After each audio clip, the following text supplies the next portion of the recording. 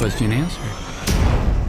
Two legendary machines. One explosive face-off. On one side, the T-800, Skynet's relentless killing machine made famous by Arnold Schwarzenegger. On the other, Murderbot, the sarcastic, media-loving rogue sec unit from Martha Wells's award-winning books. You've got brute force versus cold wit, infiltration tech versus next-gen hacking. But if these two ever crossed paths in an all-out showdown, who would survive? Welcome back to your nerdy show. I'm your host, Spoiler Master. Today we're diving deep into a head-to-head battle between these two iconic characters to find out who truly dominates in a fight of flesh, steel, and sass. From strength and combat skill to hacking and free will, we'll break it all down and crown the ultimate sci-fi warrior. Let's get into it.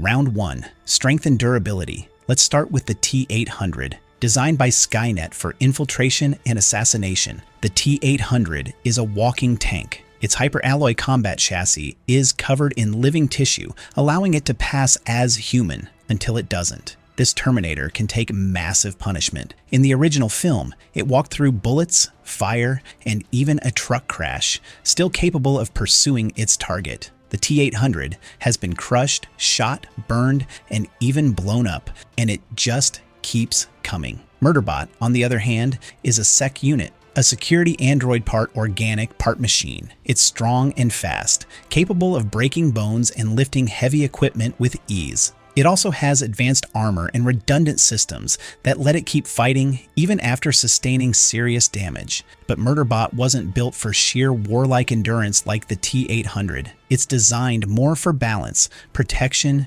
speed, and agility. So while Murderbot can absolutely hold its own in a fight in terms of raw physical resilience and brute force, the T-800 has the edge. Winner of Round 1, T-800. Round 2. Intelligence and adaptability. The T-800 is smart, but in a narrow way. It's mission-driven and learns over time, especially in models like the reprogrammed Guardian from Terminator 2. But at its core, it's a machine that executes orders with chilling precision. It can mimic voices, assess threats, and make cold calculations. But it lacks true self-awareness or creativity. Murderbot, on the other hand, is a completely different beast. It hacked its own governor module, freeing itself from corporate control. It's self-aware, sarcastic, deeply introspective, and constantly analyzing situations. Murderbot learns fast, not just from observation, but from media, human interaction, and strategic failures. It doesn't just react, it anticipates. And while Murderbot often claims it doesn't care about humans, its actions prove otherwise. It makes decisions with moral weight, constantly balancing logic with empathy, even if it would rather be watching its favorite shows. Winner of Round 2, Murderbot.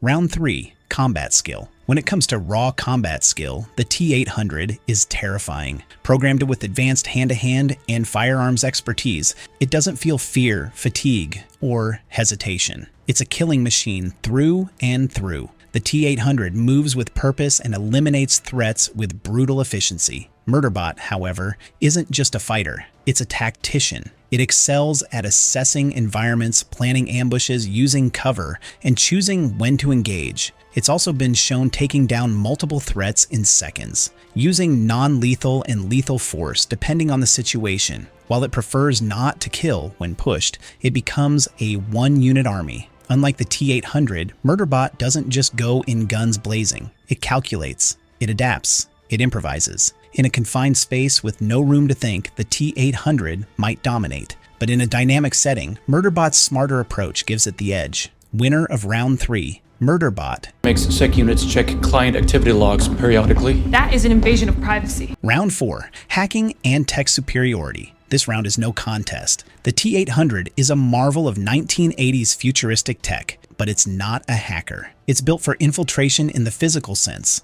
not the digital one. Murderbot, it's the hacker's hacker. It can override security systems, take control of surveillance drones, block communications, and manipulate enemy software in real time. In many of its missions, Murderbot defeats adversaries not by brute strength, but by disabling them remotely or tricking them into traps. It can even hijack other bots and systems mid-combat. In a high-tech battlefield, Murderbot could potentially locate vulnerabilities in the T-800 systems, especially if it isn't hardened against such interference. It's not far-fetched to imagine Murderbot turning the T-800's own targeting software against it. Winner of Round 4, Murderbot, by a landslide.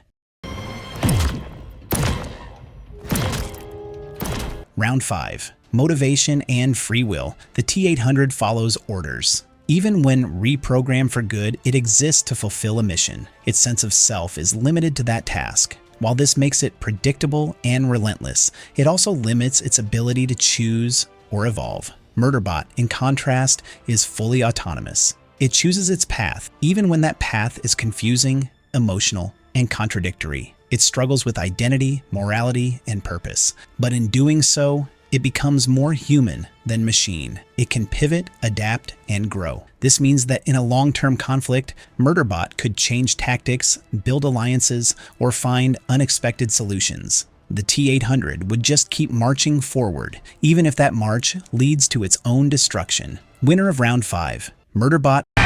7 seconds of something bad. Final analysis. Who would win? Let's tally it up.